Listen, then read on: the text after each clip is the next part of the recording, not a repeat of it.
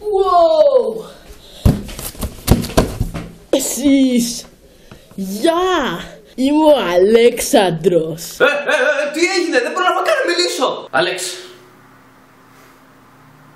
Όπως καταλάβετε λοιπόν, τώρα θα δούμε τον Αλέξανδρο. Πώς τα κάνει αυτά το παιδί. Ο Αλέξανδρος είναι ένα παιδί που κάνει βίντεο στο YouTube τέτοιου τύπου. Είμαι ο Αλέξανδρος. Σήμερα θα φτιάξω ένα ποτήρι με πορτοκαλάδα. Κάτι που σίγουρα δεν θα πιστέψετε ποτέ στη ζωή σας. Ότι χρειαζόμαστε ένα ποτήρι. Τι ήταν αυτό που μόλις είδα?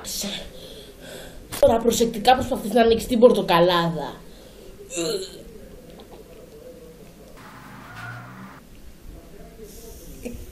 Και τώρα βάζουμε πολύ προσεκτικά σε αυτό το ποτήρι πορτοκαλάδα.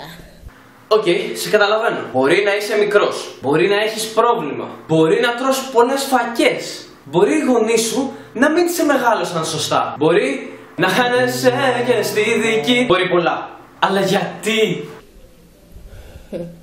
Ποτήρι πορτοκαλάδα. Αγόρι μου, σε δένουν οι γονείς σου ή έχεις ψυχολογικά? Οκ, λοιπόν, τσεκάρετε το κανάλι του Άλεξ, έχει ωραία βίντεο. Και πάμε λοιπόν τώρα. Γεια σας! Είμαι ο Αλέξ. Όχι πάλι ρε, πού